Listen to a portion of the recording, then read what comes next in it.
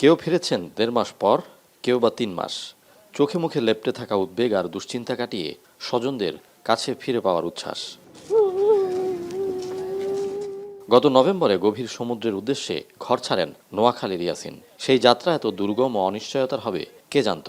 নানা উদ্বেগ উৎকণ্ঠা আর স্বজন ছাড়া কাটানো 1.5 মাসের কঠিন সময়। তাই বাবাকে পেয়ে বুকে জড়িয়ে আনন্দের কান্না তার। ফ্যামিলির সাথে আইসা যে দেখা করতে পারবো এটা কখনো কল্পনা আসে নাই। যোগাযোগ করতে পারিনি, আমাদের ফোন নিয়ে নিছে, আমাদের ওয়ারলেক্সের লাইনগুলো সবগুলো কেটে দিছে, মানে আমরা যাতে কারোর সাথে কোনো কন্ট্যাক্ট না করতে পারি। জিম্মিদশা থেকে মুক্ত হওয়ার পর 3 ফিশিং ট্রলারের 90 জেলে নাবিক চট্টগ্রামে আসে সোমবার। মঙ্গলবার সকালে পতেঙ্গার কোস্ট গার্ড জেটিতে মালিকপক্ষের উপস্থিতিতে তাদের তুলে দেওয়া হয় পরিবারের কাছে।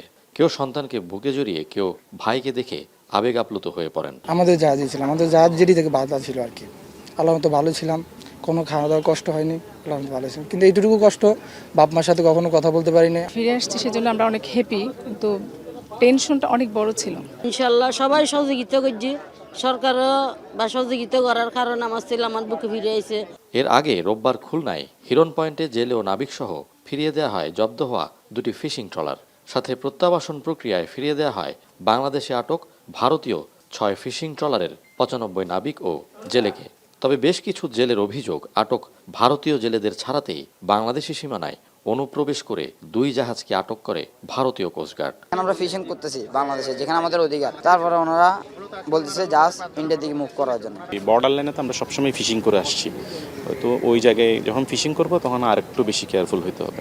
আমাদের পররাষ্ট্র মন্ত্রণালয় থেকে আমরা যেভাবে জেনেছি যে তাদেরকে যেন কোনোভাবে মামলা দেওয়া না হয়, কারণ সেটা একটা আইনি প্রক্রিয়ায় চলে যেত। কোস্টগার্ড ও পররাষ্ট্র মন্ত্রণালয়ের কর্মকর্তারা জানায়, নাবিকদের ফিরিয়ে আনার বিষয়টি আন্তরিকতার সঙ্গে দেখা হয়েছে। তবে ভারতীয় সমুদ্র সীমায় যাতে অনুপ্রবেশের ঘটনা না ঘটে সে বিষয়টি সতর্কতার সঙ্গেই দেখা হচ্ছে।